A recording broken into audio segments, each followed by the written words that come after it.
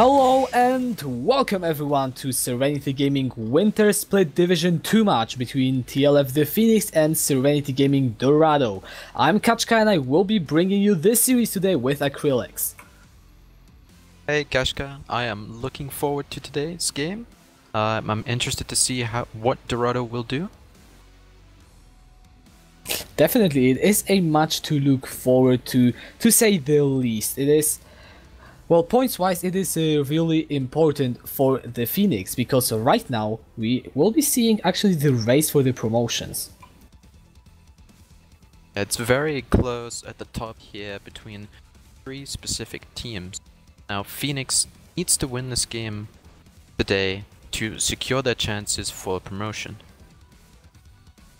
Right now we have three teams sitting at the top of Division 2, only two of them will be able to get into the promotions, and we have Sifu sitting with 12 points and the Phoenix and Ares sitting with 11 points. The thing is that the Phoenix play 2 more games, whilst the Ares can only play 1 more match. So actually the Phoenix today, if they secure a 2-0 win over Dorado, they will guarantee themselves the promotion, since Ares will not have any real way of getting there, provided that Sifus does not get 2-0 against the Phoenix on a Sunday. So a lot of implications today. However, one thing is for certain, this match is important for the Phoenix.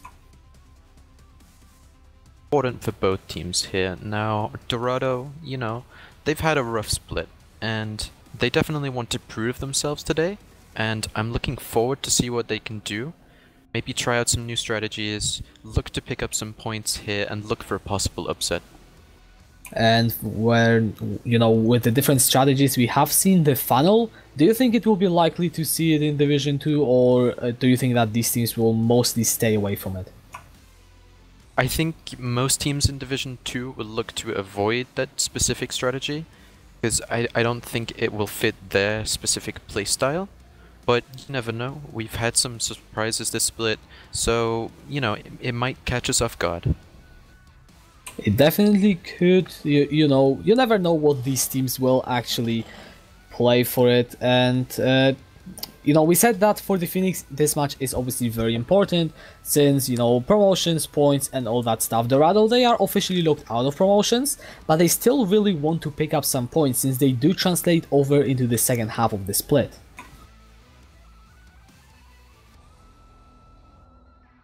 And with the second in the second half of the split, after all the matches are done, you will be going into these Division 2 playoffs with the top 4 teams. So any points you can pick up now could prove to be turning in 11 or so weeks time, counting the break.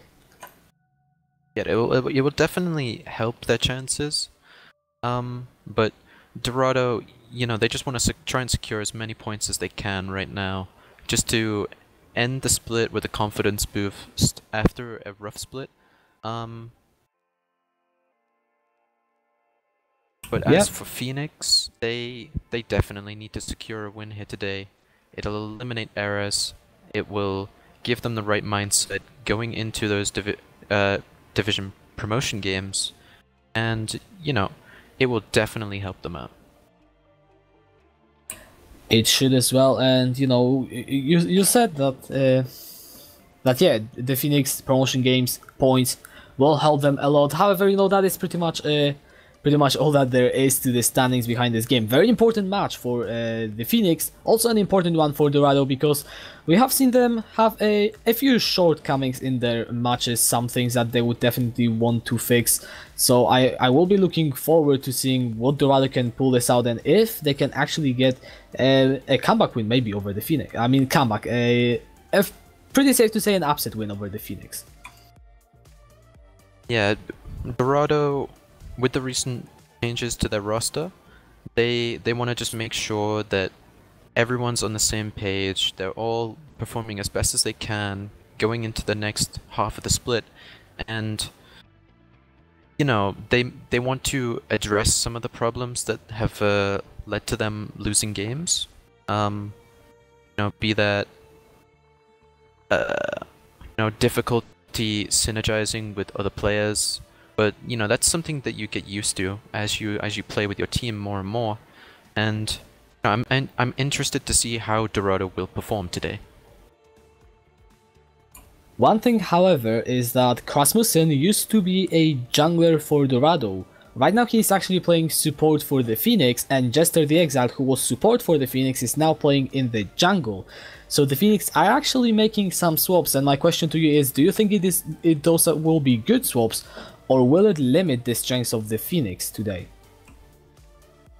I think the Phoenix, they definitely have a strong lineup, but these recent changes, I don't think it'll affect them too much. They're just gonna carry on as they normally do and just try and perform as best as they can and secure these vital points. That will definitely be the case. Points is what both of these teams want. However, both of these teams will actually play one more game this week on a Sunday, I believe. Since this match was actually moved from the last week, and there has been quite a lot of swapping. So these teams really want to get the win also momentum-wise, because getting a win today will allow you to, move into your next match with so much more confidence. Yeah, it will definitely allow them to just try and perform their best, but I'm interested what they're gonna do today. Are we gonna see the possible funnel, maybe? Alright, well, looks like we are actually getting into the draft. I don't know, Acrylex, if you got the link. I didn't. I am now looking on the stream, though, to see the Phoenix on the blue side, Dorado on the red side. Phoenix, they are banning out the support Morgana and Braum so far. Dorado, Gragas and Vayne are removed. Yeah, they're definitely trying to take away some of the early aggressive picks from Dorado here. And a lot of targeted bans here are going to be taken away as well for Dorado. Yeah, Dorado removing the Vayne. Teddybear actually had a really good performance on it, but the Phoenix will just lock in themselves the Lucian first pick. Yeah, Lucian's quite strong at the moment with some of the recent changes to Kleptomancy. Now, Leona going to be picked up here by Lolicon Lulu. And the Sivir as well, so the Phoenix with the Lucian will probably want to go more for the early game. However, Dorado, they get themselves the Sivir and will be looking more towards that late game scaling. Yeah, they definitely have that reassurance in the 400 CS win condition of the Sivir. Swain gonna be picked up here by Phoenix. This can be flexed in either top lane or mid lane.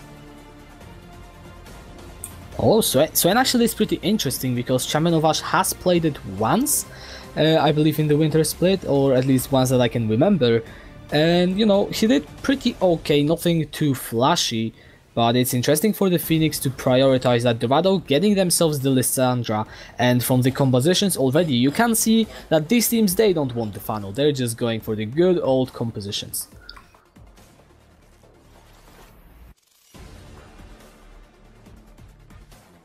Lee Sin, yeah, the target ban Lee Sin there from Dorado. J4 gonna be taken off the table, gonna take some of these aggressive picks away.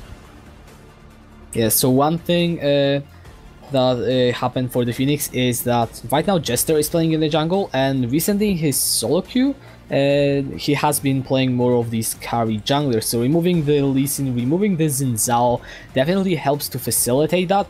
Also, I didn't notice it was a Gragas first ban. Jester had a phenomenal game on the Gragas jungle. He did lose it in the end, but it was still something that I was looking forward to. Getting that ban as the first ban from Dorado will help that. However, focusing more towards the recent parts of the draft, Darius now removed by the Phoenix against Dorado.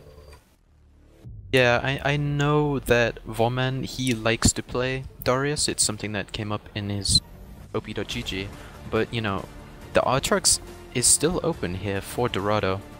It is, but they go themselves for the Nocturne, so that is a lot of kill potential post level 6 on pretty much any of these lanes.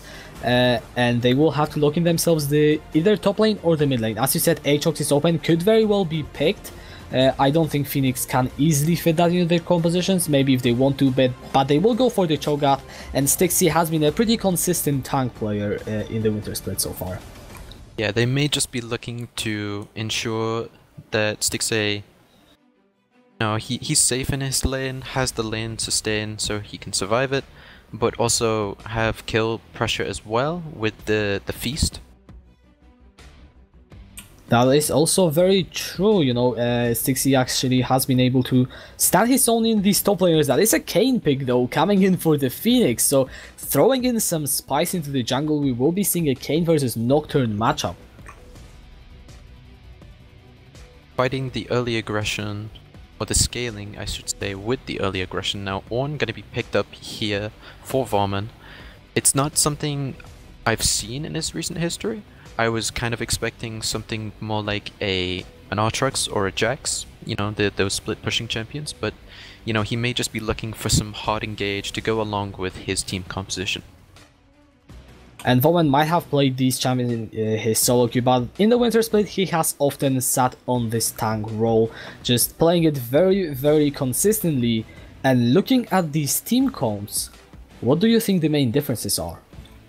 Well, Dorado have definitely drafted themselves, more of a backline threat with things like the Nocturne, the Lissandra, and the Leona. But Phoenix, they're also responding with some strong forms of engage with the Alistar, as well as the Cho'Gath. But both teams here looking for the team fight that they want. Well, alright, both teams, they are looking for the team fight. It will be definitely an explosive game. Both of these teams want to pick up the points. For the Phoenix, they will definitely want to get themselves into the promotions. And we will go into the short break to see which team will strike first in this best of 3. We'll see you soon.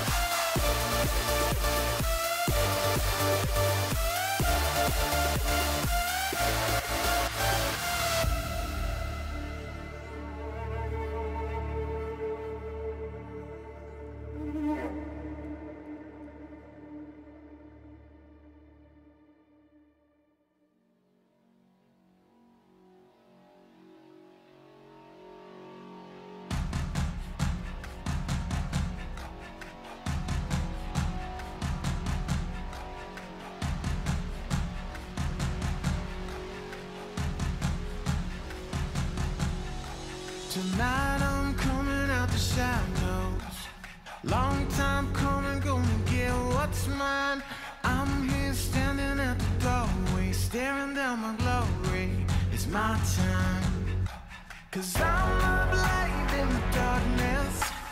I'm a bullet in the gun, that's me. My heart, it beats like a bass drum. Come and let me get some. Never gonna back down, never gonna break, won't bend now. Tonight there's gonna be a showdown. Tonight there's gonna be war. This is what we came for. The victor, the champion. I'll be the last one standing. The raging, the glory. Tonight they'll write my story down.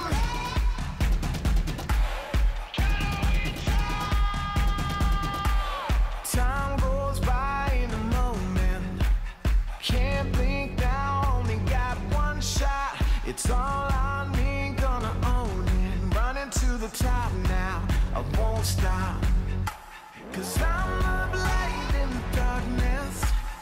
I'm a bullet in the gun, that's me. My heart, it beats like a bass drum. Come and let me get some.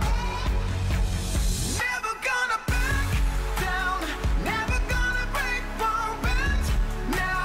Tonight there's gonna be a showdown. Tonight there's gonna be war. This is what we came for. The victor, the champion. I'll be the last one standing. The raging, the glory. Tonight they'll write my story down. Tonight they'll write my story. Tonight they'll write my story down. Tonight they'll write my story.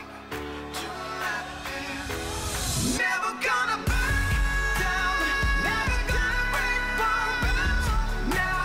Tonight there's gonna be a showdown. Tonight there's gonna be war. This is what we came for.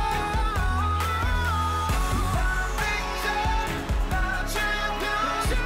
I'll be the last one standing. The raging, the glory. Tonight they'll write my story down. Tonight they'll write my story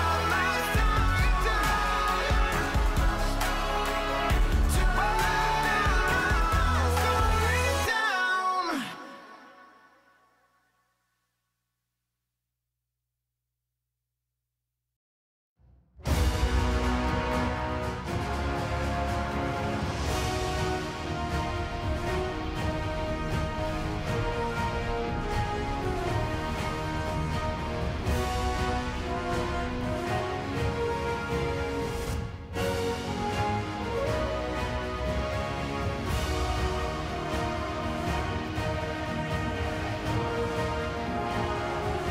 Hello and welcome everyone, we are back for our game 1 between the Phoenix and Dorado. I'm Kaczka, joined by Acrylex, and hello man, how are you doing?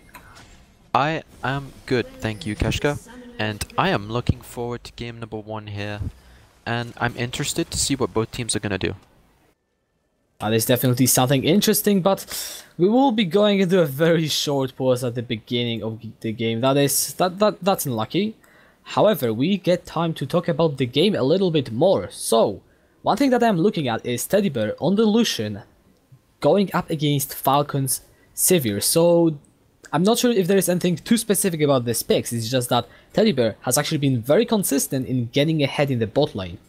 And Lucian is a great pick to facilitate that.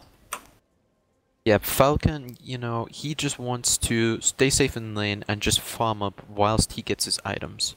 But Teddy Bear, he's not gonna allow him to do that because he's gonna have the Alistair there with him, providing the early aggression. And both supports here actually chose to opt for the Ignite over the Exhaust. So we could definitely be looking forward to some early kills in the bot lane. Could definitely be a place. However, usually when you talk about the lane, you cannot get away with talking about the junglers, and this time we have Jester on the Kayn with the Dark Harvest against Namechange King on the Nocturne. Kayn, especially with Dark Harvest, much more early game oriented champion. Nocturne more wants to scale towards that level 6 and then gank and gank. So how do you see that? How do you see the relations between these junglers develop, and where will they focus? Yeah, I think Dorado, they're gonna have to play very safe because they know that Nocturne is the jungle pick. So, you know, they want to just allow him to get his ultimate and then start looking for opportunities. Whereas Phoenix, they have the Kayn on their side. So they can look to make early aggressive plays. And this just facilitates what their bot lane wants to do. Yeah, we do have obviously two other lanes. However, top lane we have Stixie versus Voman. It is a Cho'Gath versus Ornn matchup, so probably not a lot going on there, maybe just some back and forth, and it's just gonna be tank trades going on, so I will still be interested to see if any of these players can actually dominate the other one in a tank matchup, since, you know, you could technically do that through a CS lead, but I don't think too much will happen otherwise over there. Yeah, it's not exactly a kill lane. You know, they just want to make sure that they're able to get through that laning phase and just make sure that they're able to just help their team during these team fights. But let's talk about mid. Alright then, what do you have to say about the mid? Now, Champion of Ash here actually chose to opt for the cleanse. You know, it helps prevent Lissandra's all-in engage. Won't only help during the laning phase, also help during these team fights. Because Dorado, you know, they have a lot of crowd control on their side. They do, and also they have a fairly good team fighting with the Sivir as well, especially once you will be hitting that 25 and 30 minute spikes where the Sivir will deal more damage than the Lucian. I could very well see Dorado just take the team fights in this game. You know, on the other side, however, the Phoenix, they also have a fair bit of team fighting. They have the Cho'Gath, they have the Swain, and Alistar. Kayn and Lucian, I feel like they're not going to be the most impactful champions, but they're still going to do their job. Yeah, Kayn, you know, he wants to get to the Sivir if he can, if not, look for the Lissandra. Although she does have her ultimate to help kind of prevent that all-in engage. But, you know, there's still some backline kill pressure here from Dorado. Not Dorado, Phoenix. Backline. With the Cho'Gath and the Feast, you know, he can definitely look to just dish out some damage as well. Yeah, it could very well happen. We are gonna go back into the game though, so we will have to see if all of these things that we theorized on will actually happen or not. So, you know, I'm interested into seeing that. So far, it looks like we will actually have one of the so-called boring level 1s, as Milo likes to call them. Both of the teams just scouting each other out, staying there, making sure that there are no early game shenanigans. So, not much in the early game. Not much in the early game, but, you know, they could have maybe looked for something with the Leona, but Leona into Alistar isn't exactly a good choice because it kind of prevents that engage and kind of decides that it is a one-way ticket for the Leona unless she wants to use her flash within the first 2 minutes of the game. Definitely. Toilet break pokers. Yes, very much. It was a long one. I'm not going to lie, Twitch chat. However, in the mid lane we already see Champion of Ash landing a nice never move onto Power Greek. Auto attack trades are so intense. Nah, joking. I mean, not too much happening early. We actually see that Jester is starting on the Raptors, which will mean that his bot lane will not have to leash him, but both bot lanes actually fake leashing their junglers, so that's something interesting. You don't often see that. Yeah, both teams gonna have some misinformation about where the enemy jungler is going to be. So, you know, I suspect that Vomon, although he has placed his early ward, that's gonna run out when Kayn may arrive, but Kayn's actually opting to go to bot side river here. Yeah, he's trying to go for that Scalar Crab. He will not be spotted yet, just as the name change king, so you know, I'm interested to see if these early junglers can utilize that fact to look for some early ganks. Stixie is slightly pushed up in the top lane, so he is a potential target, but it is a Cho'Gath and he's got the flash and it's only level 2, so not a whole lot of kill potential for either of these top laners yet. Now, name change king was actually spotted in the topside river here, so Jester, you know, he's immediately just go straight to his blue, but there could have been a clash there, but goes for wolves instead. Jester actually will take his, name change king's blue up, which could turn out to be pretty big because the Nocturne still isn't going there. Jester will actually go for the Gromp as well. This could be very big. I'm keeping my eyes on the mid-up, especially as now the Nocturne is pathing down towards that bot side. Jester has got the flash available. He will just smite it away. The fear is channeling. It will land, however, there is no follow-up. And Jester will actually get a successful invade and get out. Unless Power Greek will come out on the Lissandra, but he will not. And Jester just makes it out over the wall. Now, whilst that was happening in the bot side jungle here, Volmon was actually forced to use his flash in the top lane here, with a nice knock-up from Stixie here. This could be actually pretty big, since we saw Stixie more often than not hold very well in these tank matchups. And Cho'Gath is Cho'Gath versus Zone is one of the few lanes in which Cho'Gath can actually have any real pressure. Right now Volmon is actually running very low. He has no flash and Stixie will get the first blood. Now, the over-aggression being punished there by Stixie, I'm not sure what Vomon was doing. He may have thought that he had more damage than he actually did, but well played, Stixie there, great knock-up. And Stixie already getting the kill onto the Cho'Gath. We'll see if he can snowball it into something more. But yeah, definitely great, solidifying that, you know, that solid performance I've been talking about. Getting a solo kill actually in 4 minutes in top lane is a pretty big deal. He will be able to recall and spend that gold on his own items. So well played from the Phoenix, and with that and some CS leads across the board, they will be already finding themselves a 1000 gold lead at 5 minutes. You know, you were talking before about how hard it is to dominate in a tank matchup, but you know, this may be something that we see in game number 1 here. We could see it, Stixie already being ahead in items by quite a bit, Glacial Shroud and Boots compared to just the Mana Crystal. Of course, the tank matchups get harder and harder to punish as you go into the lane, so Stixie, maybe apart from that level 6 spike, will not have it much easier to find any more kills onto Vomon, so this is something to see. One thing that, however, I want to put your attention on is Champion of Ash being ahead in CS by but nearly the double over the Power Greek. He will now recall, so the CS lead will shrink down, but that is a very big lead for Swain. Yeah, he wants to get ahead in this lane now. Power of Greek responded with TPing back to lane, and you know, he just wants to shove it in, the minion wave into the tower. So, you know, that CS lead might drop by a little bit, but I suspect the Champion of Ash here will pick up his... However, in the bot side river, Jester will just go into the shadow step into the wall, gets out of a tricky situation. That could have been a big collapse coming in from Dorado, but that is the strength of the Kayn. You can just get out. We see the top laners trading Stixie half HP. He will just be able to walk out though as the Cho'Gath. Both ultimates are available onto the top laners, so it is something to pay your pay some sideline attention to, if not your full one, because it could snowball to something bigger. Now, a lot of vision being invested in the topside river here from Dorado. Now, Champion of Ash just spots out the control ward here. Now, some of that vision being cleared out by the Cho'Gath here as well. Yeah, it could help the Phoenix to actually get Stixie more ahead, although you would usually want to get your Lucian ahead. Right now, he's just shoving the Sivir in. However, I will just interrupt my train of thought because in the top lane, Voman and Stixie are trading.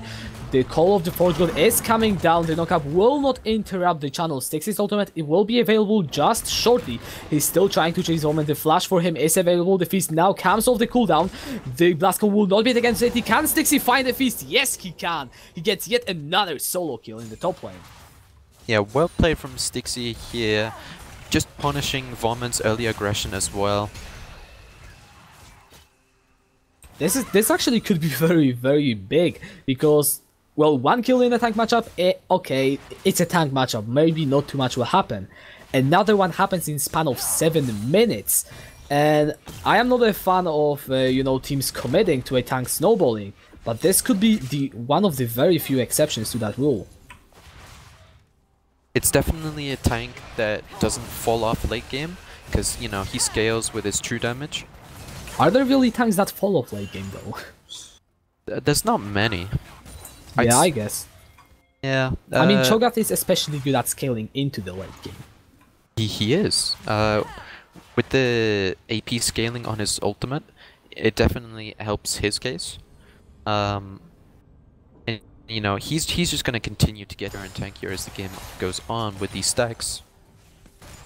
I am still looking though for some more action elsewhere across the map because ironically the lane we predicted to have the least action so far had it all, and ultimates are hit on pretty much everyone just apart from the supports, and nothing really has happened apart from that early invade from Jester. Now something I do want to bring attention to was the bot lane. Now Teddy did actually have a CS lead before, and now that has gone. That has gone over to the Sivir. Which is interesting because, you know, Sivir, she just wants to get ahead, well, stay safe and farm up. But they're actually allowing Falcon to do that here, which is interesting. Definitely is. However, right now we are seeing both junglers around the bot lane and Lolicon Lulu looking to maybe try and get aggressive summer. Jester is down in the bot lane. Paranoia has been used going into the mid lane. However, the demonic assassination has been used. Flash away from Champion of Ash, followed by the flash from Nature King. The root is down and Champion of Ash finds a kill on the gang. Turning it around now, he tries to chase the power Greek, still has the Demon Flare available, does find the damage but not quite enough to get the kill. Still, a gang turned around for Champion of Ash. Yeah, a great outplay there from Champion of Ash. Now, he may be looking for more here as Kayn is hanging around the mid lane. Yeah, Jester is trying to go, flashes forward with the Blade Switch, the Dark Harvest has been proc, he goes in with the Reaping Slash, goes into Unbrew Trespass, and Jester picks up the kill.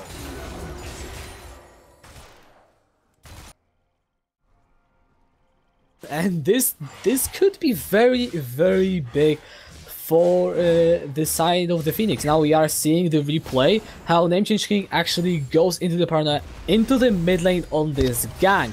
You see that that Champion of Ash just gets rooted up, he uses the cleanse before the Frozen Tomb, flashes out but then gets enough damage onto Namechange King.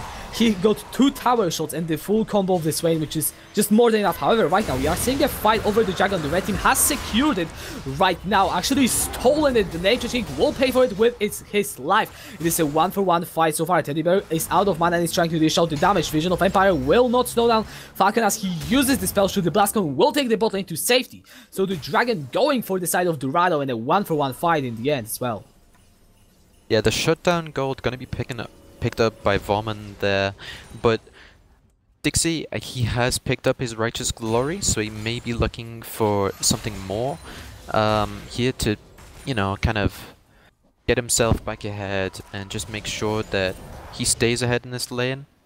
But the CS lead at the moment, which is 21, and, you know, he still has this minion wave to push in. However, Voman could opt to use the TP here to kind of prevent that. He could very well. I mean, with the platings, there are only 3 remaining, but it would be very hard for the Cho'Gath to really get this tower down. So, you know, it's all up to see how it will go. Teleport is used, as you said correctly, which will prevent any platings from falling, and Stixie will just back out to the base. However, the Phoenix, they are 2000 gold ahead already, and they are just stacking on the items. The Rod of Ages already completed on the Swain. Now, a lot of that gold lead is on the Cho'Gath and the Swain. Now, the Swain and the Lysandra may be even in CS, but the Swain is ahead by a lot. Now, he's actually completed his Rod of the Ages here as well, so he's gonna keep scaling as the lane goes on. And in the 10 minutes he will be one scary demon bird, to as Kerem would put it probably. Right now we actually see Jester going in for the Rift Herald.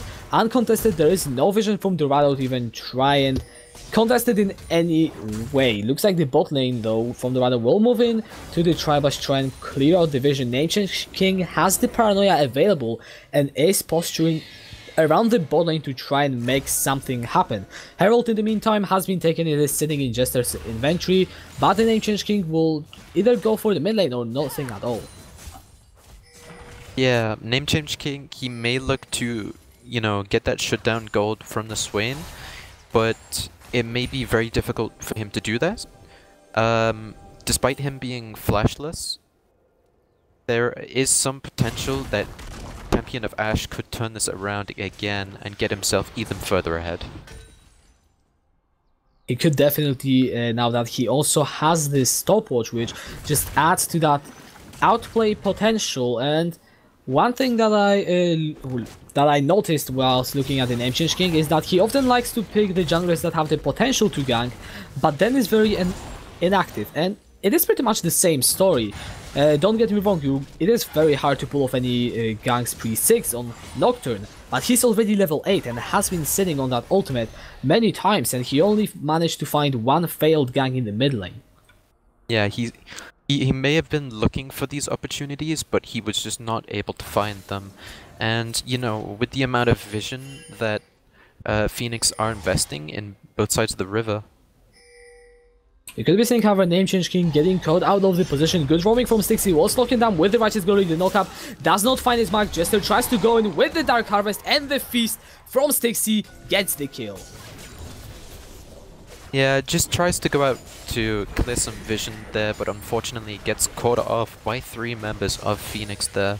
And the Herald actually going to be used in the top lane here to secure that tower.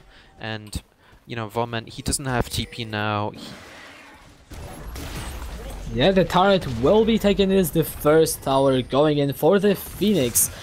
Falcon cannot even respond in the mid lane. This is a 3-man stack actually trying to push in for the tier 2.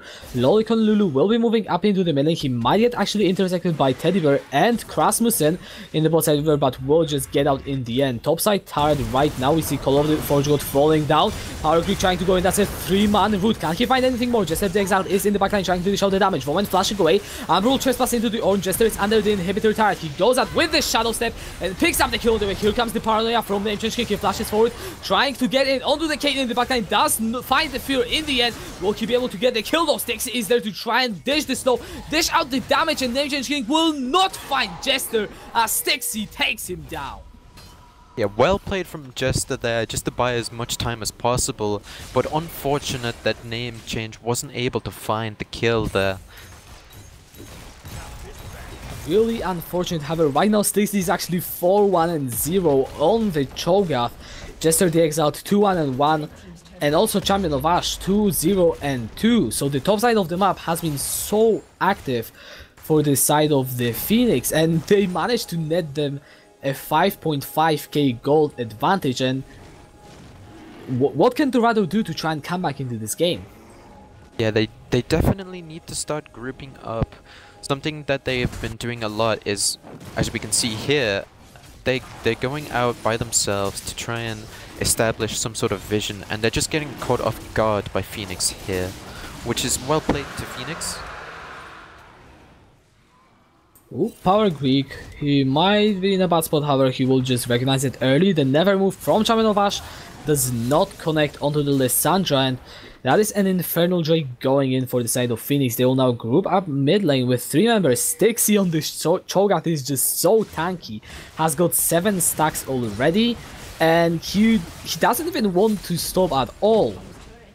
He's just gonna be so damn strong. Thankfully, Dorado take the bot lane turret, so they will be able to get themselves some gold. But this is the 4th turret going in favor of the Phoenix in the mid lane.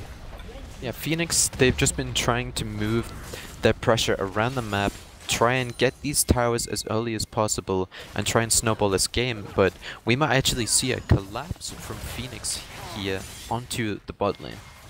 Could very well see it. Jester is pathing down into that. The bot side is going in with a bonus movement speed. Does find the knockout. Falcon does not spell shield that one up. However, no follow up yet onto Lolicon Lulu, who does throw down the solar flare, flashes away. Meanwhile, however, in the top lane, we might be seeing something happen. Vaughn is running very low. Stixie does solo kill him actually with the feast, and the Cho'Gath is huge. The fighting everywhere else on the map did not result in any kills whatsoever. Explosive fighting from both teams here, just looking for potential picks now. Name Change King used his ultimate there just to buy some time to get Champion of Ash off Power Greek, but unfortunately had to use his ultimate, which meant that that is now on cooldown here. And while that was happening, Stixie, as you say, just gets the stack on his feast. Just explosive fighting from both teams here. And right now the Phoenix are just dominating all of that fighting. Their gold lead is still sitting at 5 or around 5,000. Baron is spawning in 2 minutes. That is a headbutt pulverized onto Eral Falcon, who does not decide to spell shield any part of that combo, but will make it out alive on the Sivir. The Phoenix decide that it's not really worth to chase up more. Yeah, I think because Teddy, he didn't have any mana there, he wasn't able to just go in, and before he landed his combo, he just eat away.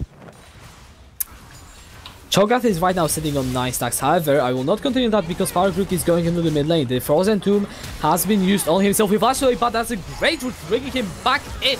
That's a one-man solo for onto Champion of Ash. A great knockout from Vaughn, secures the kill onto Jester, the Exile. Champion of Ash pops into the stopwatch, but there is not long before he will be cut down and shut down by Power Greek. Yeah, a great grouping up from Dorado here, just able to find two of the picks that they need. And right now they could actually be looking to move in and push that tower. Those are the 2 members that deal the most damage. Stixie, he is 5 and 1, but it is a Cho'Gath. He will not bring too much more than a solid frontline and one-shot potential onto one person to the table. And we see the Ornhorn already being blown. Not too much effect. Dorado are still on the siege. However, Power Greek decides to go out. Name Change King will just get out as well by walking out of there. And Dorado, they will just take their pressure and transfer it into getting some of the Phoenix's wards down in the jungle. Yeah, the culling being used there to clear the wave to kind of prevent Dorado from getting any more than what they had. And, you know, the TP being used there as well. Now, Phoenix here, they want to clear out the vision in the topside river as the Baron is just about to spawn here. And I said that Dorado tried to go in and clear out some vision, but they didn't really have too much time to do so. And as a result, the Phoenix will still retain pretty much all of it. And they will clear out whatever vision Dorado have set up in the meantime, which means that right now they have total priority over that pit. And you know, they are looking very strong. One thing, however, that is very curious is that Falcon on the Sivir has been doing significantly well in terms of items. Then Teddy Bear, he's sitting on 2, whereas Teddy Bear is sitting on 1. However, the Baron has been already started. Dorado have no vision. It is on 8,000 HP and still dropping. All members of Dorado are there. As I said before, the Sivir will have more damage. Power Greek goes in as a 5-man. We're going in. Falcon trying to dish out the damage. The fight is in full swing. Power Greek goes into this stopwatch. Champion of Ash already slays the Name Change. It is another kill going in for the Phoenix. It looks like Dorado might not have the fight overall. It is the double kill for the Stixie. Vaughn will drop down a triple kill for the Cho'Gath. Lolicon Lulu going over the old Stixie, flashing in, trying to get that Quadra, and he will find it, and the Phoenix get the ace for node on top of the Baron. Yeah, a great turnaround from Phoenix here. We're just able to turn the engage in their favor, and they picked up an ace as well as the Baron, so they may be looking to crack open the base here, get an inhibitor, and reset. And even if 2 items on the Sivir compared to 1 item on Lucian wasn't enough for Dorado, then for the next 5 minutes they will be up against the wall. As you said, the Phoenix could very well look to break open the base. They have over 2 minutes left of this Baron buff already. They won the last fight convincingly, so what is there to say that they won't win another one? Dorado right now, they just need to wave clear and wait for Sivir to hit more items. Yeah, they definitely have enough wave clear with the Sivir, but they need to make sure that she's strong enough in the next fight so that she doesn't get blown up by, you know, the Kayn, the Lucian and the Swain. And, you know, Dorado may just look for the dragon here as a consolation prize, and they will be looking around there with division. Stixie will just back out to the base behind that wall. He will get spotted, but will be allowed to go back to the base. Teddy Bear, Krasmussen, and Champion of Ash are the only 3 members that are there to contest this dragon. But Dorado, they will just back out, decide that it is not worth to go for an Ocean Drake right now, since they will just much rather wait out this Baron buff and, you know, wait for a more favorable fight. you know, I expect to see Phoenix pick up the dragon here, then look for the rotate into the mid, whilst they know that the Lissandra is around the top side. Oh, however, we see Ancient King getting engaged upon the flashes over the wall. A great summoner forced away. Now that means that it's so much easier to pick out this jungler. Yeah, the next fight he's gonna have a difficult problem of picking the target that he wants, because with the amount of crowd control on Phoenix's side, they can definitely look to kill him before he's able to do anything. And then he cannot even get out, does not even have the stopwatch or the GA, which means that he just goes in and pretty much dies if he cannot do anything. We saw last fight around that Baron how quickly he dropped. Great, the Shroud though will keep the Ancient King from getting CC'd by the Never Move. However, right now the Phoenix, they're just grouping up and they will be looking to siege down these inhibitor towers. Yep. Pushing the top lane here kind of draws the pressure to the top lane, and then they instantly look to rotate to mid. Now, I suspect Jester is going to go bot here and push that in as well, so they may be looking for a 3-1-3 comp here. They could be looking to try and siege this base. 1-3-1 definitely makes much more sense. That is a Never Move onto Falcon, but he will be far enough back to just stop any kind of re-engage from occurring. That is another one though, when he cannot get out, has to use the flash this time. The fight is in full swing in the middle lane. Lucian is running very low. Looks like Teddy Bear will stay out for a little more before Power Creek takes him down. He actually gets the double kill. Krasmussen is now trying to get out. Jester will pick up the turret up in the totem, but it's a triple kill for Power Creek. And Dorado, they are striking back. Yeah, Dorado, they knew that they had the numbers advantage there, and they instantly forced the fight as soon as one of them stepped forward. A great punish there, and just picking themselves up a little bit of gold to help them get back into this game. And 3 kills on the Lissandra will definitely be helpful. We see already Power Creek completing the Zhonya's Hourglass. He will be sitting on these 2 items, still behind the Champion of Ash. However, very helpful, as you said, and RL Falcon is just getting closer and closer to getting his 3rd item on the Sivir. Yeah, he's opting to go for, I suspect, Executioners here to kind of prevent the healing from Phoenix, as well as pick up some armor pen as well, because the Cho'Gath is very tanky and he has a lot of armor at the moment. And Stixie actually has been doing so well on this Cho'Gath this game. He has already 3 items in, sitting at 9, 1 and 1. It's very hard to kill. 11 stacks on this champion, 4,500 HP, and we said how Stixie can be a good tank player, and he's showing just that. Complete mastery over the tank matchup.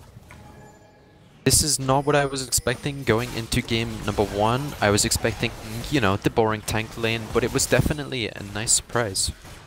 Yeah, Woman getting chunked to half HP by Jester just in that one trade. It will mean that the tank for Dorado is not here for the upcoming siege. The wave though is a few seconds away from hitting the tower, and the Baron buff has worn off. Another one will spawn in 1 minute, and Phoenix will be looking to break open the base. They will also try and get this inhibitor. Right now, however, Dorado, they are looking to go in for the fight. Dawnhorde is going into the middle of everyone. Name Change gets on the backline trying to go on to the teddy bear. Jester trying to go in. Help out his AD carry will get down Name Change King. However, right now in the middle of the fight, there is Woman who just drops down like a fly. Power Greek and Falcon try to do their best to dish out the damage. Stixie though is legendary, gets the double kill as the Lysandra falls. And this could very well be the game for the Phoenix. I suspect this is game number 1 here. Lulu not able to do much here, and against that scary team, she's just gonna have to give up her life as well here. Yeah, Lolicon Lulu will just get stand up, should get taken down in the end, and that is the full ace going in for the Phoenix, and they will take the game 1 victory in a convincing fashion.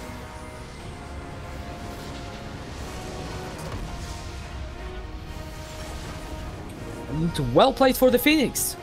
With that win, they are just 1 game away from locking themselves into the promotions, since you know that does mean that Ares won't be able to catch up to them.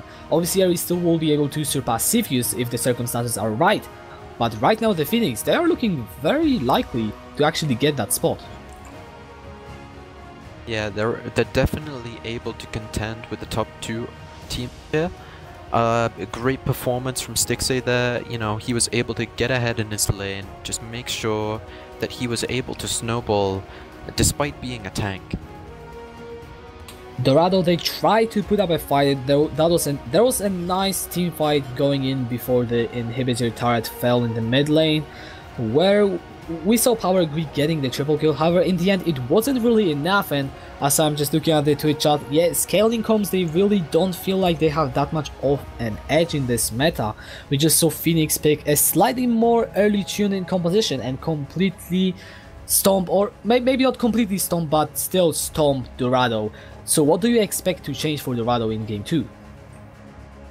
Well, Dorado, they definitely had some convincing team fights in that, and then game number 1, but you know, Phoenix was just able to turn them around, so they may opt to either pick something safer, say for the bot lane, you know, either something that helps with the early aggressive pick of the Leona, or maybe they might change their mid lane matchup, or you know, they may take away the Nocturne and opt to choose something that has a lot more carry potential as well as ganking pressure.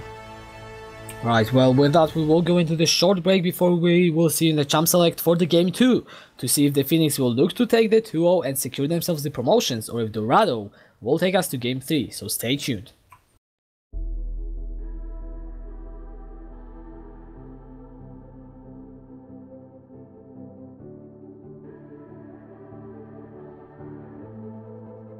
Legends never die when the world is calling you. Can you hear them screaming out your name? Legends never die, they become a part of you. Every time you bleed far reaching greatness, relentless, you survive. They never lose hope when everything's cold and the fighting's near. It's deep in their bones, they'll ride into smoke when the fire is fierce. Oh, pick yourself up, 'cause legends never die when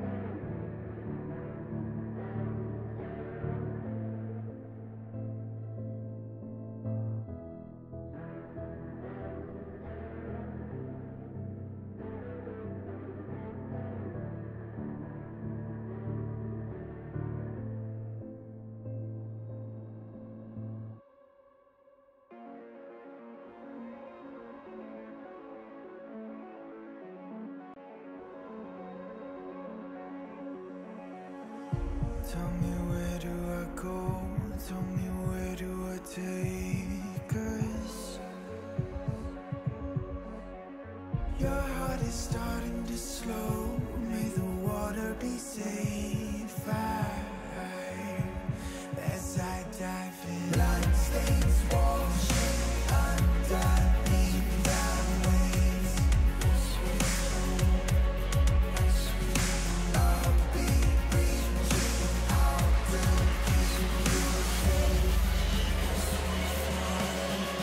As we fall, I can't hold on much longer. We're drifting down to the other. We are back, everyone, for our draft for the game 2 between Dorado and the Phoenix. The Phoenix got the game 1 convincingly off the back of top lane Snowball combined with it going into the other lanes, and now we're going to have to see if Dorado can stop that, or if the Phoenix will just take the 2-0 win and their spot in promotions. Yeah, a lot depends on this next game here, and you know, we see Dorado, they've already banned away the Gragas, they respect that, and interestingly, the Leon are gonna be taken off the board as well. Yeah, the Phoenix deciding to remove that one from Dorado apparently was obnoxious for them. Well, whatever that was, it is still taken off the board. Swain, however, from Dorado, they decide that Champion of Ash was slightly too good on that one, so they just take it out. Yeah, a lot of respects bans coming through here now. Lissandra gonna be taken off the board as well. You know, they don't want that mid lane matchup, which means, you know, we'll see something new for game number 2 here. Definitely we will see something new, especially in the mid lane, since, well, that matchup is now gone thanks to the bans. Dorado once again banning out the Gragas. I don't know if just is actually that good on it, or whether it was just one game. But the fact remains it is banned away, and this time Dorado fancy their chances on the Lucian. Oh, that is however Lee Sin for the Phoenix. So we're going full early this game, Alistar as well. So the Phoenix have so much setup right now, pretty much no matter what AD carry they will go with, as long as it's not a Vayne. Now, Dorado opting to choose a safer bot lane here. You know, the Leona didn't quite work out for them last game. You know, they're opting for the Braum instead. Xin Zhao gonna be picked up here. Kaiser as well for Phoenix. Interesting picks coming through from both teams here. They are very interesting because we have bot lanes which can fight and can set up a lot of kills. Alistar, Kaiser spiking more around level 6, whereas Lucian and Braum being very strong since level 3. And both Xin Zhao and Lee Sin are junglers which can and won't gank early game. So right now already with the junglers and the bot laners, we could potentially see both of these teams trying to get their bot lanes ahead. Yeah, a lot of aggressive picks here, a lot of ganking potential, and a lot of strong engage from both bot lanes. Will definitely, you know, maybe both teams have the same game plan. Cho'Gath gonna be taken away here, of course. Dorado don't want to deal with that again. Yeah, definitely Stixie was just such a beast on that champion last game. Definitely not surprised to see it banned. The Phoenix opting to ban out some of the control mid lane mages. Lux and Malzahar both taken off the table. So, you know, restricting the mid lane pool quite significantly from the Phoenix and Dorado. They ban one top laner. Will they ban the other? Well, it's up for them to decide. They will just get rid of the Kassadin in the end. An interesting ban. Annie actually gonna be chosen here. Well, that's interesting. I definitely didn't see that one coming out. Do you know? Well, I presume it will be going into the mid lane, but do you know, like, what makes Annie actually strong enough to be picked? Because that's not a pick that we've seen a lot lately. Well, Annie definitely has some good wave clear with the resets on her Q as well as a W, but the all-in potential from Predator Annie is very strong, which, you know, they may be looking to reinforce the roaming pressure that they're trying to apply. Artrak's gonna be picked up for Vorman here. Yeah, you said, I believe, that Woman was, or was it the other top laner, Stixie? I'm not sure. However, Aatrox getting picked nevertheless into the top lane, moving away from that tank versus tank matchup, and Dorado actually getting themselves a pretty decent fighting compositions with the Orianna, with the Braum, and the Aatrox. They could be looking for these fights.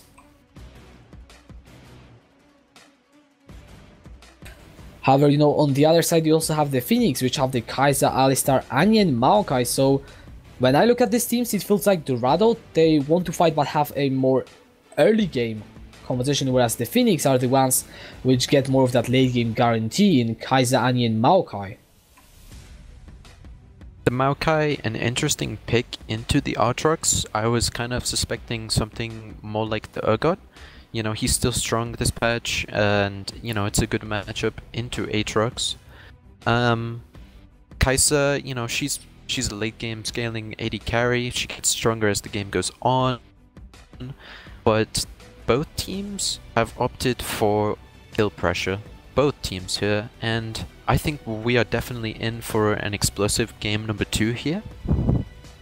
We definitely are, especially when you consider what is at the stakes for both of these teams.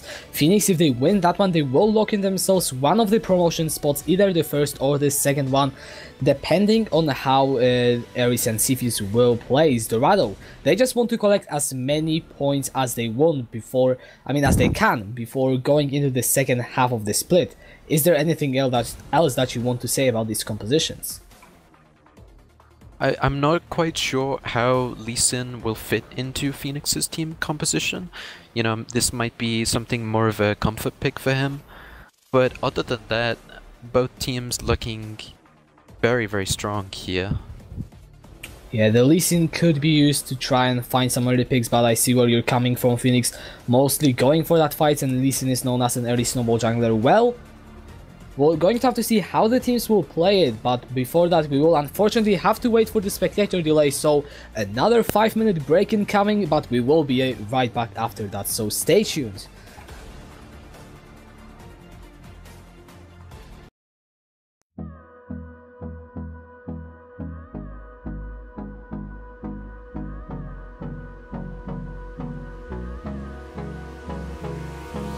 Hold me close till I get up. Time is barely on our side. I don't wanna waste what's left. The storms we chase are leading us, and love is all we'll ever trust. Yeah, no, I don't wanna waste what's left. And on we'll go, through the wastelands, through the highways, till my shadow turns to sun rays. And on we'll go, through the wastelands, through the highways. And on we'll go.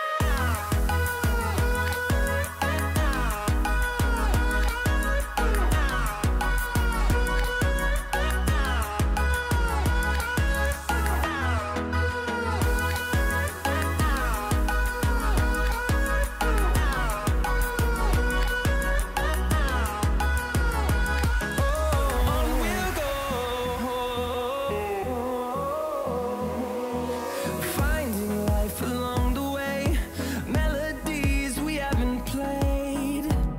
No, I don't want no rest. Echoing around these walls, fighting to create a song. I don't wanna miss a beat. And on we'll go, through the wastelands, through the highways, till my shadow turns to sun rays. And on we'll go, through the wastelands, through the highways. And on we'll go.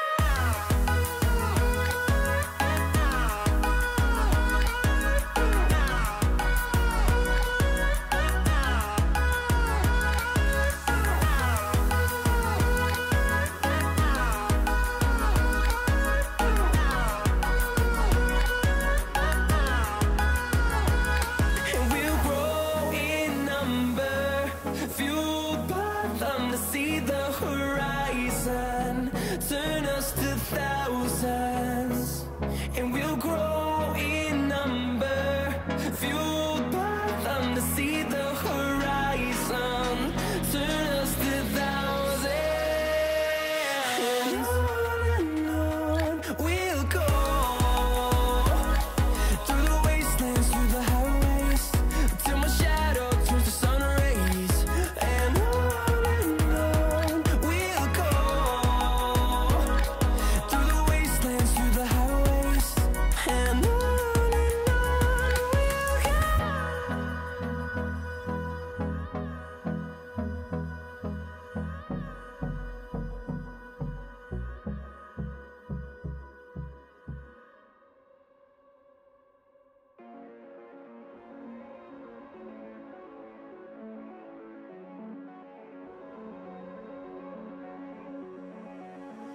Tell me where do I go?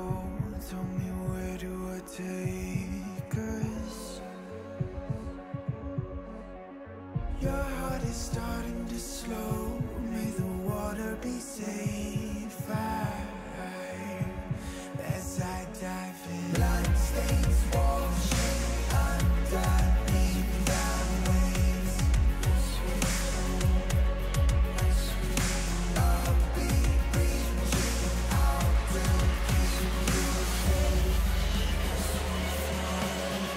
As we fall, I can't hold on much longer. We're drifting down to the other side. Try to pull us under. Keep holding out for the other side. Tell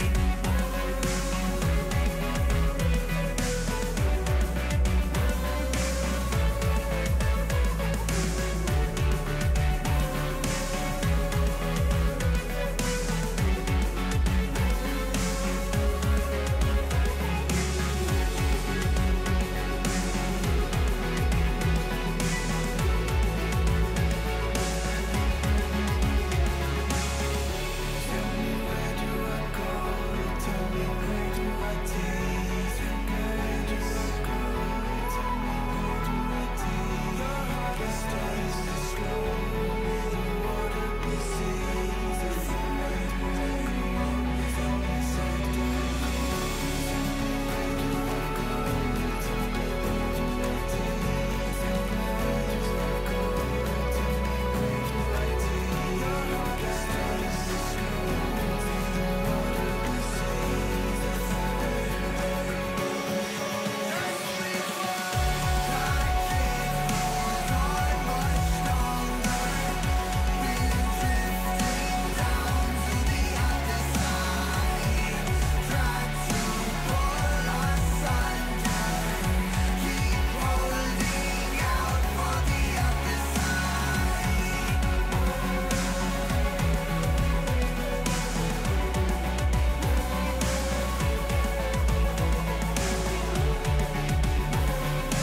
Hello everyone, and we are back for our game 2 between the Phoenix and Dorado. I'm Kachka, joined by Acrylex, and we are starting off yet another game with a pause.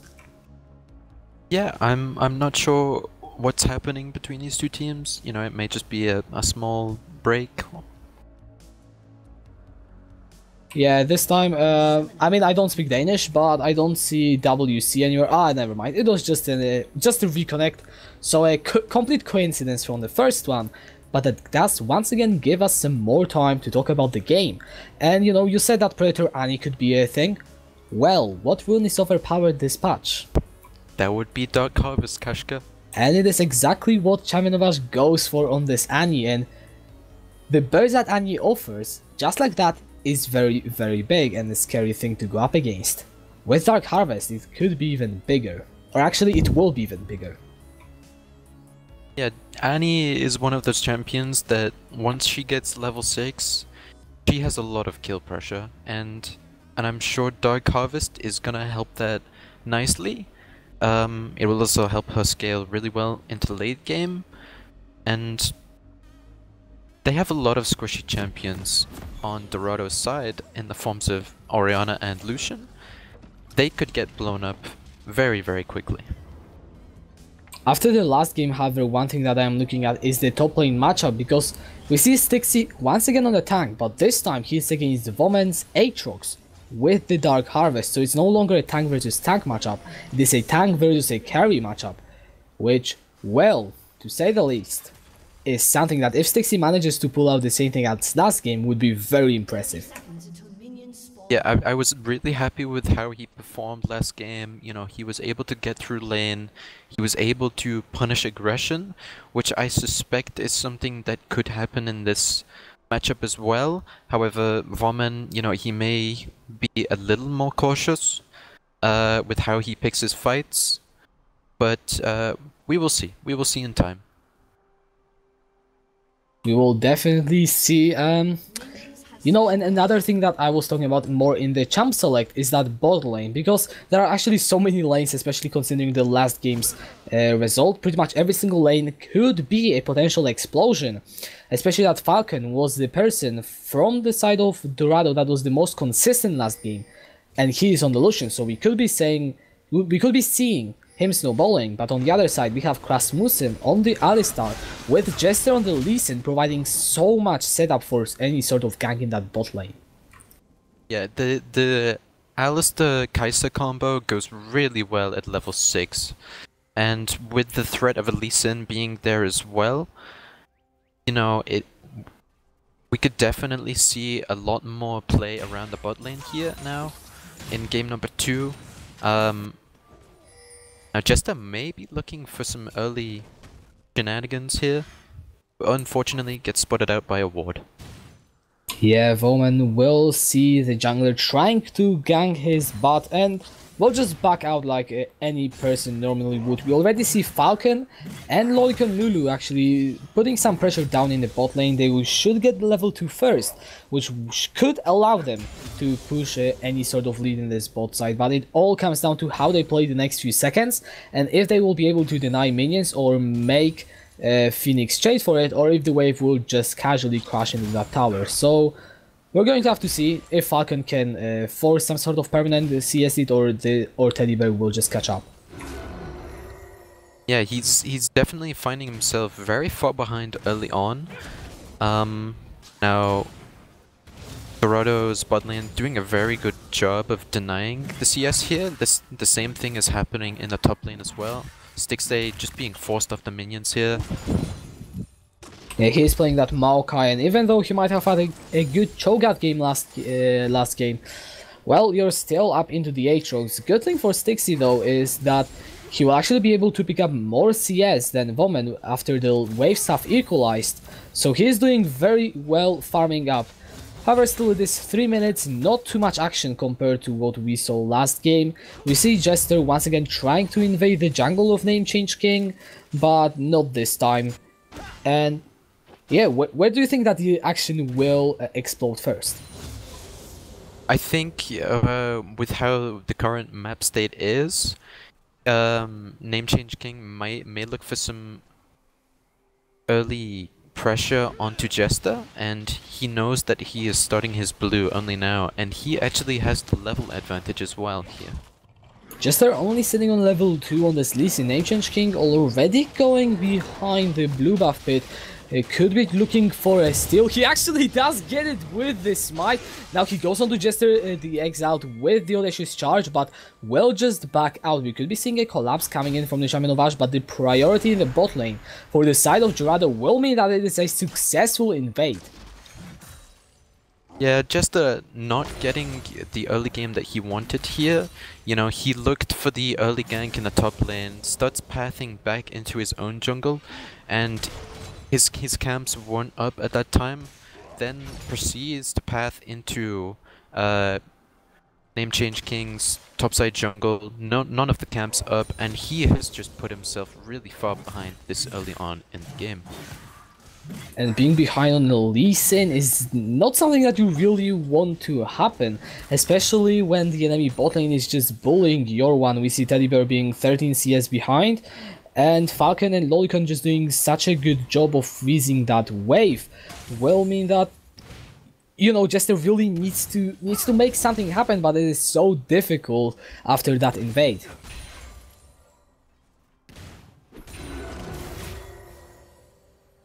Right now we actually see Stixie running very low in the top lane. Infernal Chains have landed on the Makai, but Flash Away will get him out to safety. Falcon is running actually pretty low in that bot lane. Unbreakable from Lolicon will deny Teddy Bear the damage he needs to find it right now. Krasmussen actually using the head buff to knock away the Braum, who the Void Seeker just barely misses right there. And yeah, right now we just see CS lead, mainly in the bot lane actually, Falcon generating that small goldie that you can see at the top of the screen. Also another lane that is ahead is the jungle Name Change King, obviously after that invade will be ahead. So good stuff going in for the Dorado right now, but it isn't really anything huge. It is 6 minutes and they still haven't been able to translate anything into that kill. And they really need to, they really need to try and find something. Yeah, both teams definitely looking for something here. Now, Dorado actually know where Jester is at the moment. They spot him out using the, I've actually forgotten the name of it. Yeah, the plant. The plant. I think the name is Cryer's Bloom or something, but everyone knows it. It's the Blue Vision Plant of Wisdom. Yeah, they know he's in the top side. They know his red's gonna be coming up soon. They know where he is. Now, what Name Change King could do with this information is either look to make a play in the mid lane, because Power Greek at the moment, he has the item advantage over Champion of Ash, who is just farming up as much as possible. Definitely is. We see already on the Annie 53 CS switching over to him. He hasn't been able to proc his Dark Harvest once yet, which isn't the greatest thing. Actually, so hasn't, I believe, Jester. So these Dark Harvest runes for the side of the Phoenix not really paying off. On the other side, Bowman only 1 stack, so this game much less Dark Harvest oriented than something that we have seen so far. Some interesting choices for Dark Harvest. I can see why it would work on the Lee Sin to help his execution damage with his Q, but on the Annie you need to apply pressure to the enemy mid laner for it to work. And now that he is, you know, he's level 7 now, he could definitely look for some all-in potential. He could, however, that's the power of the Orianna. You have the wave clear. Power Greek also is running the barrier, so he can stay very, very safe on this Orianna, and there's nothing really that Champion of Ash can do.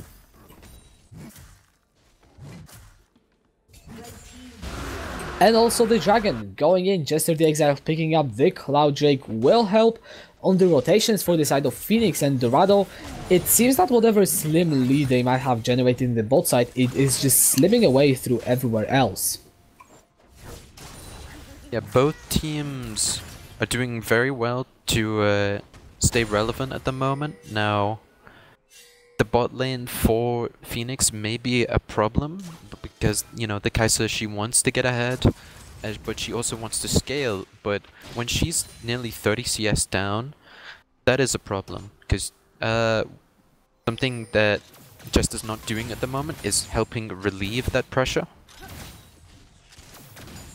Yeah, and he is on a Lee Sin, definitely a champion that can do this. And right now when we see Dorado actually pushing up that bot lane, it could be the opportunity that they are looking for to punish.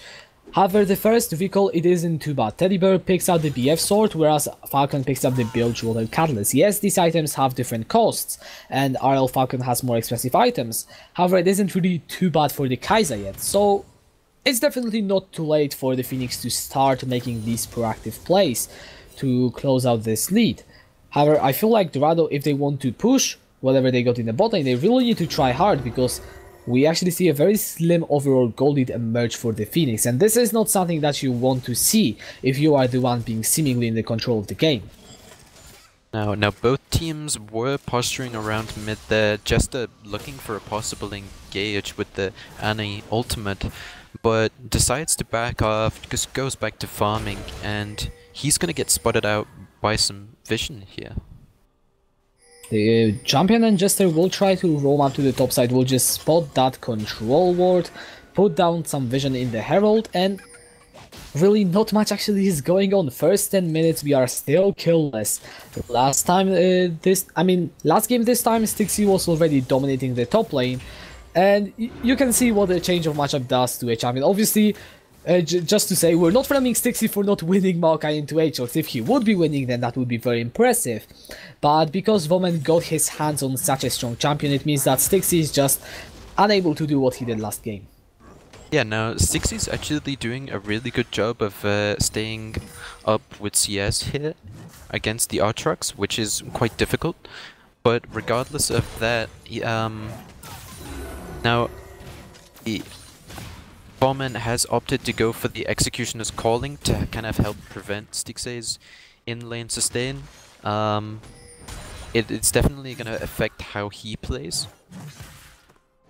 Yeah, the Maokai, if you can cut that healing, it could be very big. However, right now, Name Change King is in the bottom. Glacial Fissure will find the knockup onto Krasmussen, who pops the unbreakable wall. Great double polarize, however, the calling is still channeling. Teleport is coming down into the wall side from Stixie. He has access to Nature's Grasp, pops it immediately. This is a stun onto Falcon. Loricon Lulu in the backline will get taken out. Teleport coming in from Roman, who pops into the world, and there immediately still has the Resurrect. Jester going in with the Insect onto Name Change King, brings him back into the team, and the Phoenix find themselves 2 kills already. Here comes Shaman of Ash, flash summon, pivots onto Arrow, Falcon, double kill found by the Jester.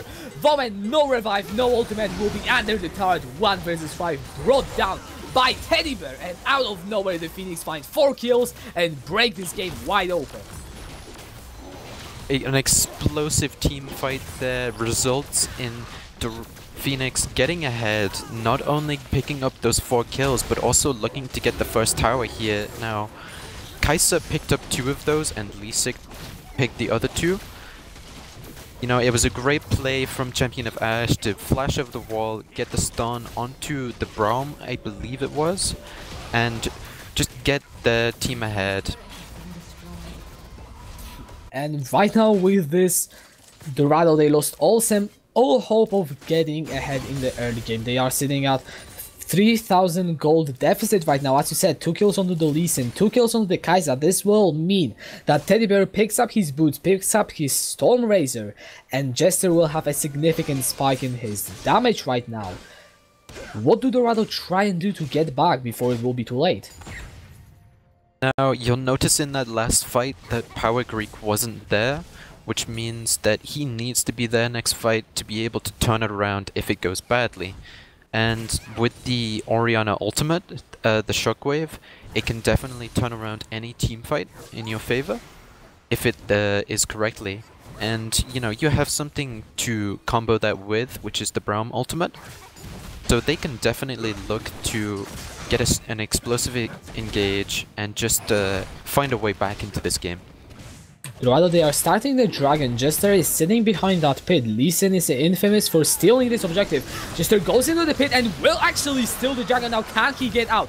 Power Greek is behind the pit. Looks like he will be able to. The Shockwave actually brings him back in. Meanwhile, the team fight could be happening right here in the river. Stixie pops down the Nature's Grasp and will stand down Name Change King, who's running very, very low. The Tibbers is trying to chase him down, dish out some blows, but it will not be enough. In the top side, Voman is in a 1 versus 2, clearing out the waves. Not much will happen, and I thought that there could be some potential for a fight. But overall, a dragon stolen, so Phoenix, they are adding towards their objective basket. Yeah, that was a Mountain Drake as well here, so if they want to do what they did last game, rotate their pressure around and just pick up towers, then they can easily do that. But what they also could do is look to pick up the Rift Herald here with the amount of pressure that they have in the top lane. He could very well, however, with that pressure, Roman could be dropping now. He pops the world, and the Rasmussen is running very low. However, the Resurrect is coming in from the Voman, which will allow the Alistar to just flash out away. Overall, a favorable trade for Dorado, since it is an ultimate for an ultimate plus a flash. However, I believe that the pressure from the Phoenix will actually allow them to chunk down this start, or at least force Falcon to come up to defend it. Yeah, the bot lane for Phoenix here, they just want to back off, spend their money, and they know that Jinzhao's in the top side here, trying to clear out some vision. They don't want to gank here now that Rasmussen doesn't have his flash. That could have been easily have been a free kill. However, right now with that gold lead, I see that the Phoenix, they are utilizing it to get themselves some more items. The only place in which there is no significant item lead is the mid lane. However, Annie is sitting on 900 gold, so we'll also get that Luden's Echo shortly after the Orianna, and Jamnovash invested into the stopwatch as well. I'm just looking at this bot side fight between the two top laners. Stixie is holding his own against Voman, and I don't think really too much fighting will result. However, right now, top side, River, Jester will just hop over the wall to safety, and both of these teams, they will be just looking to find picks, looking for some small missteps from the opposing team. Now, Ballman might get baited into the bush here by Stixie, but you know, he might not step that far forward with that amount of HP. Dorado, they're trying to clear out some topside vision here. That turret unfortunately falls, but that was inevitable. They may just look to pick up the Rift Herald instead. Could very well do so. Dorado actually have priority over that objective, since Chaminovash will be recalling Krasmussen and Teddy Bear. They are coming in that brush. There is a control ward in there, so if anyone from Dorado oversteps, this could turn out to be really bad. The bot lane, however, is in the top lane right now, and here comes Krasmussen with the double knockup, finding the CC flash away from Falcon. Loricon Lulu jumping in on the Braum. Falcon is running very low. The shockwave coming from the Lee Sin coming in onto Loricon Lulu, who tries to run away with the Braum but cannot get away from Teddy Bear. Stixie, however, in the bot lane could be looking to one-van Bowman, who flashes away, does not find the first Darkin Light, and in the end should get out. However, here comes the Twisted Advance. Stixie trying to go in the world, and there has been used. There is no mana on the Aatrox. Topside, however, Jester on the Lee Sin trying to get away. The slow from the Zinzhao, though, will find its mark. Switching back into the bot lane. I'm very sorry, all the viewers. Stixie going in onto Bowman. Twisted Advance, no mana. Can the Aatrox go away? No flash, no dash, no ultimate, and Stixie gets the kill. Actually dying to minion there.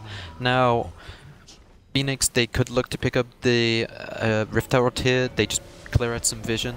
Actually trying to contest vision at the moment, but the numbers advantage will just help them there. Yeah, and right now Stixie actually once again doing it. He's solo killing an Aatrox, which is impressive, honestly, when you can do that on a Maokai. That means that all of the pressure that you expect Voman to have coming into the mid game isn't actually there. Yeah, it's definitely a difficult matchup for the Maokai, but props to him for finding a way to kill Voman.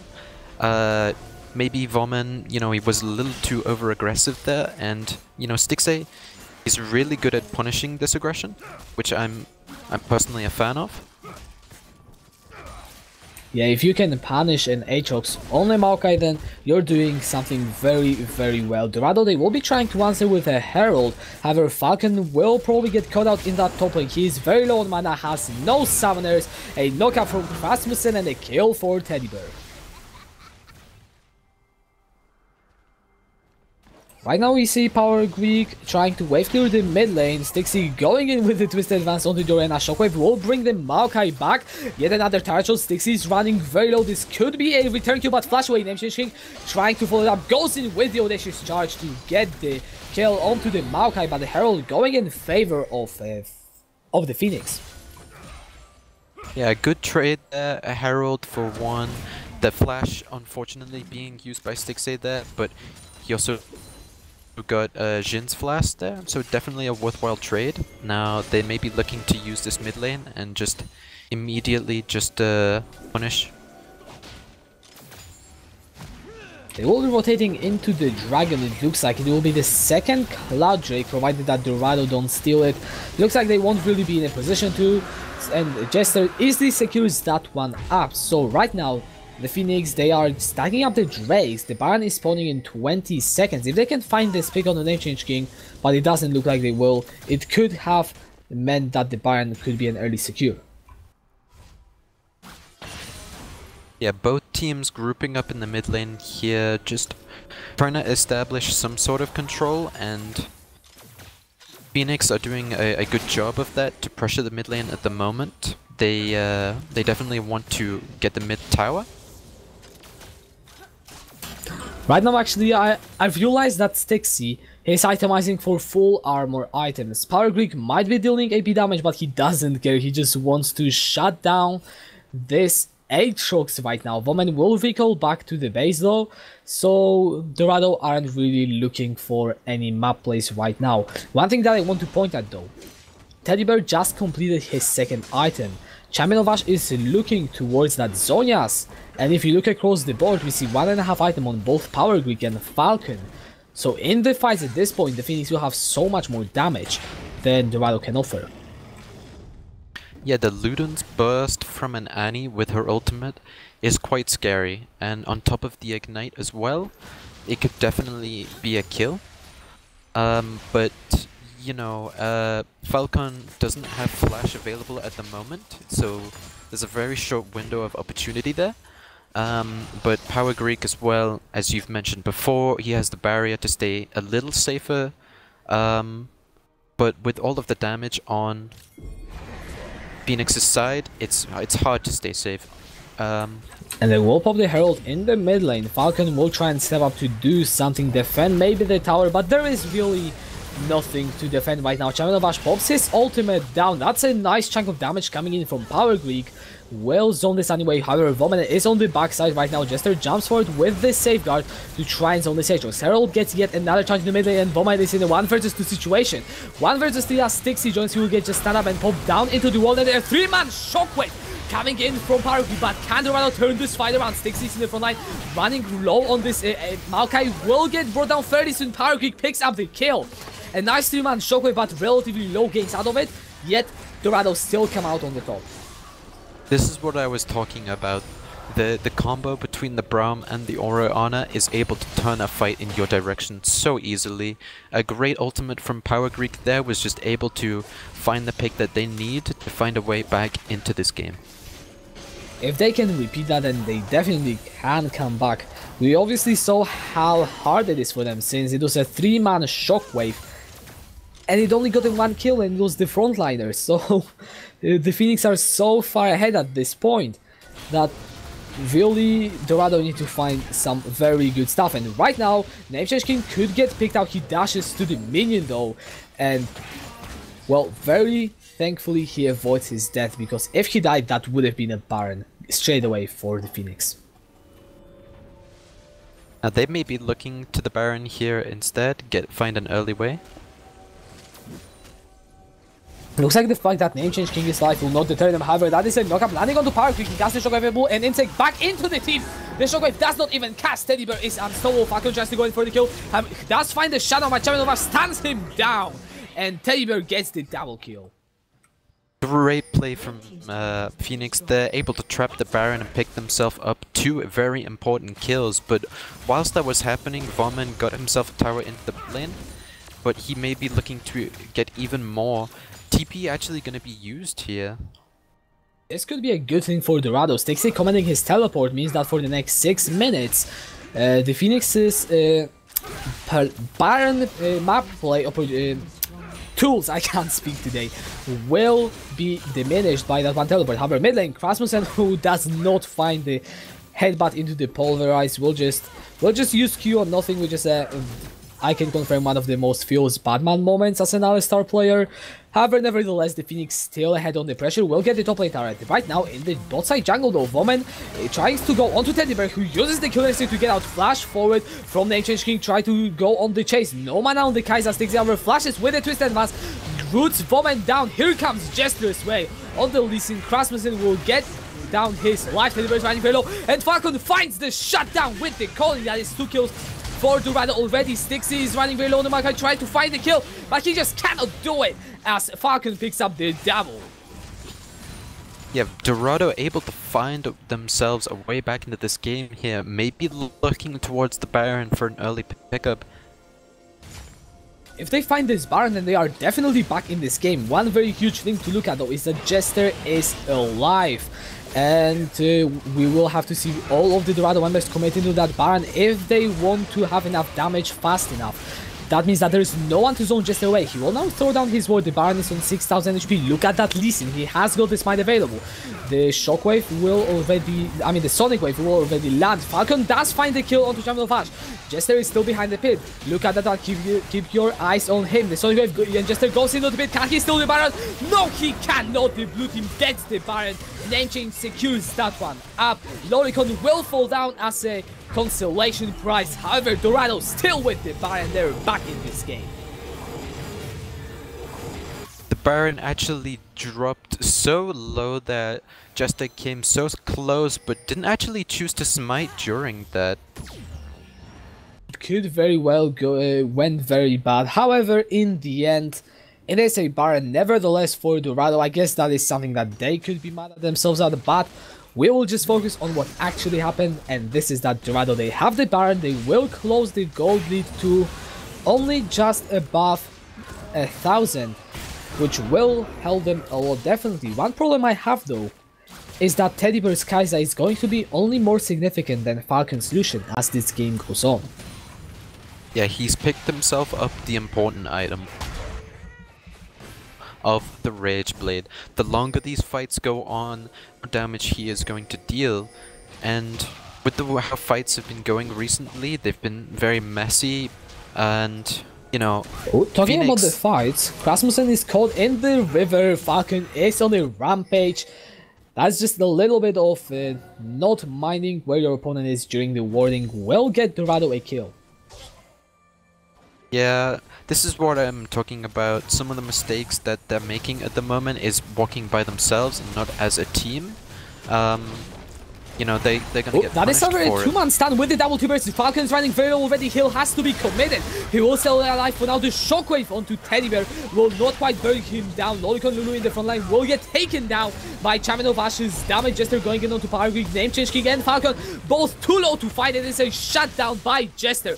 He is hungry for more. He's trying to look for the illusion. Has got the reset on the Dark Harvest. Any damage will immediately execute Falcon. Jester tries to go in. The Sonic Wave does miss as Falcon commits the flash. However, the Phoenix answering with 2 kills, and they've got the control of the push right now. Yeah, good retaliation from Phoenix there now. Looking at Voman the picks top up the lane tower. though. Yeah, Voman gets the tower in the top lane. However, he's in a 1 versus 2 situation. Should just be able to dash over that wall. That is, however, an inhibitor tower in favor of the Phoenix. Falcon and Power Greek both on full HP. Champion of Ash is running very low. The Shockwave will be available in just a few seconds for Power Greek. That is something that the Phoenix have to be very careful of, and they will decide to back off. Yeah, the ultimate being used from Varman there. It is an important cooldown, but it's not as long as it would have to be for it to be noticeable. Next team fight, that's going to be available. Now, both teams looking around the mid lane here. Looks like Dorado, they are trying to push their push, as to say, right now. And let's not forget that if Phoenix don't get a 2-0, they're not completely locked into the promotions. Obviously, they can still make it, and they have a fairly good chance to do so. However, they really want to get this win, and right now Dorado, they are looking for a fight in the middle lane. Flash away from Rasmussen will stop it for now. The inhibitor tag is the focus. Baron has just worn off, I believe, and Dorado, they will just wait for yet another wave.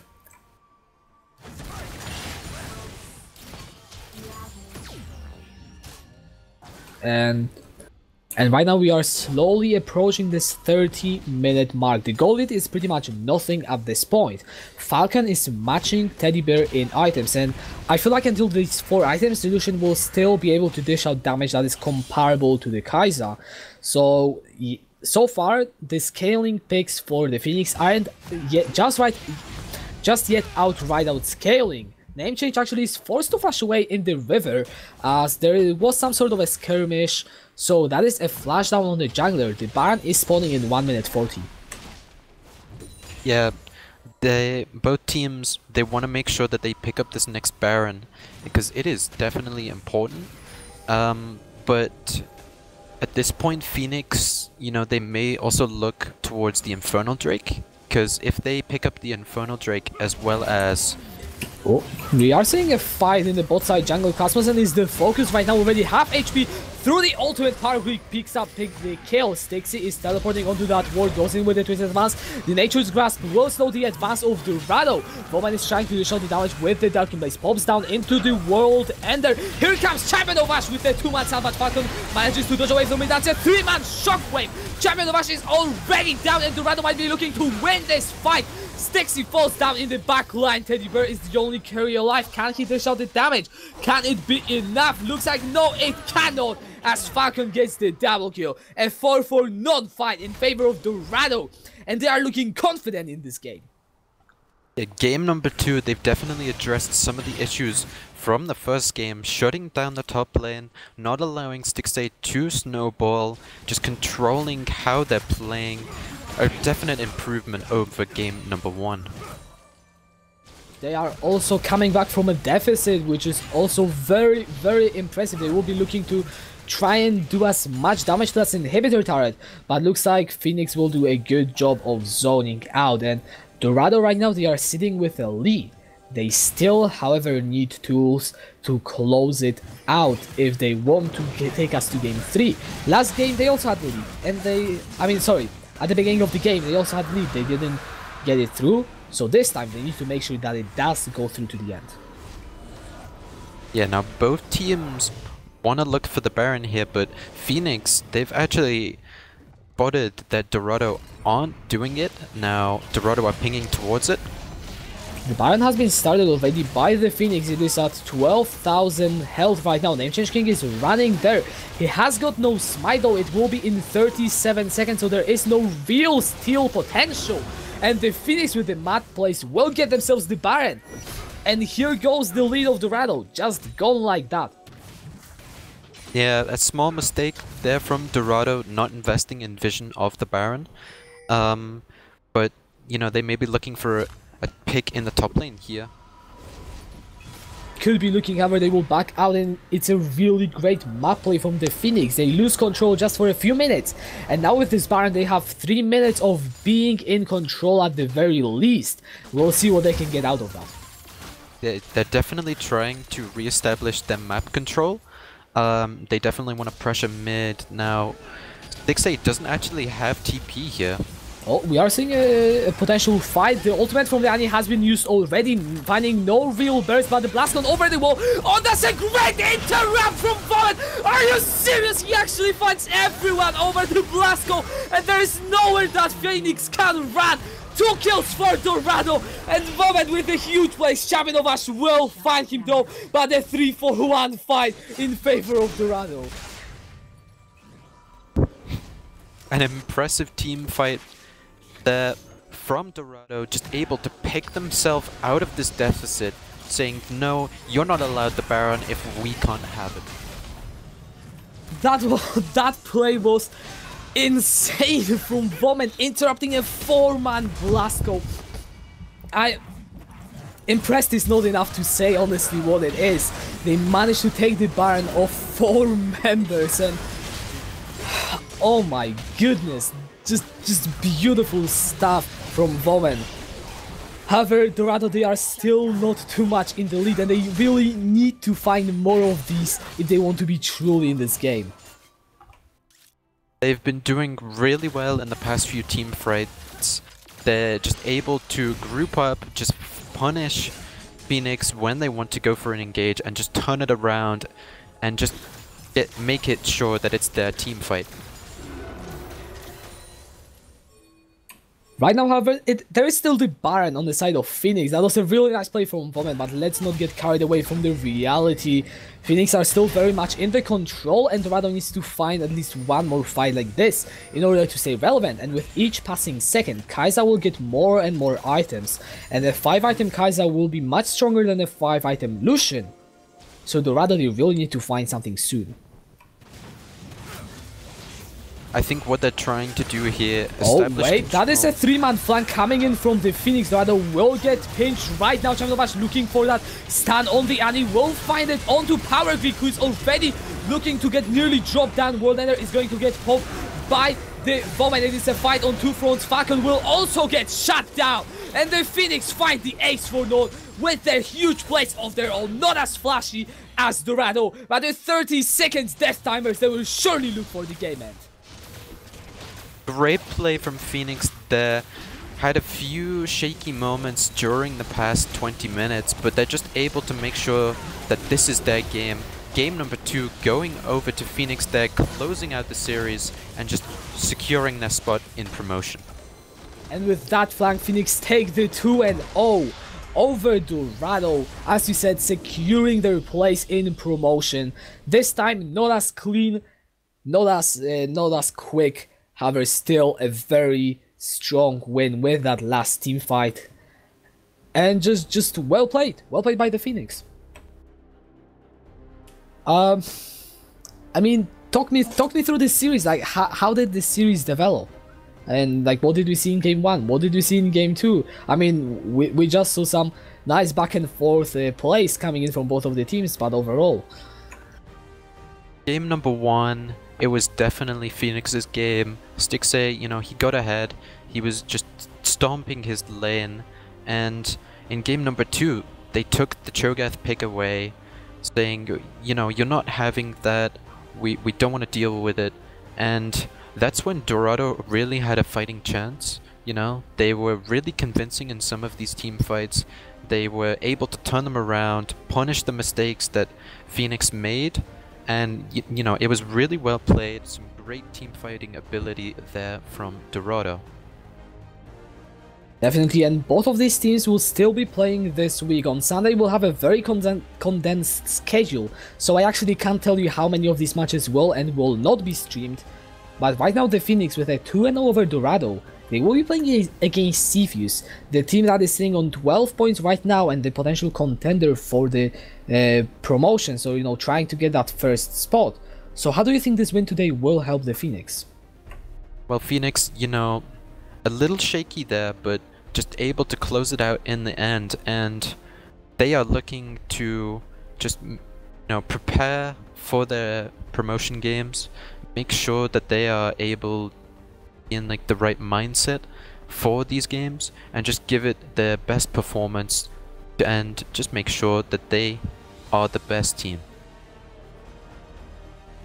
On the other side, Dorado will also play this week on Sunday. I will just check who is it against. It's against T2. Yeah, they will be playing against T2. This match, I think, will be streamed. As I said, I actually don't know because we have so many games being moved to that Sunday.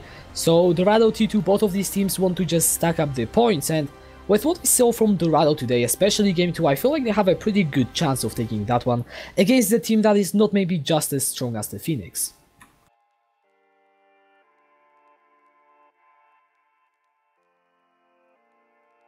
However, to be honest, there isn't really too much to talk about this series. Really well played from the Phoenix, from all of their players, especially Stixxay. Game 1 on that Cho'Gath just being so insane. And I'm not sure what happened to the MVP votes. I don't think we have really anyone working on that right now. So I'm sorry, guys, or I am actually I don't know so far. So yeah, just I mean, I am very sorry, guys, but I think the game just speaks for itself, honestly. The Phoenix getting the 2-0 deserved. Game 1 a storm, game 2 they got the beautiful flank play, a clean ace to close out the game, and that is pretty much the story of the game. The Phoenix, they will be moving into the promotions. Still, it is then to be decided whether as the first or the second seed, since, you know, they have some more matches to play. The seeding though will be very important, because the first seed from Division 2 will be playing against the second seed, I mean the last place from the Division 1, which means that you will most likely get the favorable matchup, since it will be the worst, I mean, yeah, I guess I can say the worst in terms of the points team in Division 1 that you're going up against. So if you can get yourself that first spot, you actually might have a pretty decent chance to get into Division 1, especially that it all comes to just one best of 5 So there will be definitely a lot to look forward to in Division 1. Also a lot, I mean in Division 1 as well, because we will be seeing a match on the Sunday. Once again, not sure if stream or not, I would assume it will be, again between Hydras Esport and Lyra, which will probably decide, like, one of these teams has a very real possibility of staying out of promotions and will most likely be the winner of that game. So if it ends up being streamed, guys, don't forget to tune in. And I mean, Acrylex, is there anything else to say before we'll just go out? I just want to say well played to both teams. They did very well today. I'm happy with Dorado's performance in game number 2, and just great team fighting there from both teams. Well, I will just close out with the standard sellout. Don't forget to follow us on the Twitch, YouTube and Twitter. You can also follow us on Facebook and join the Discord, provided that you won't spam and tag everyone. So yeah, we will be streaming on Sunday the 2nd, matches at 16 and 19, so don't forget to tune in for that. And I'm Kachka, and I was joined today by Acrylex, and good night to you guys. Good night.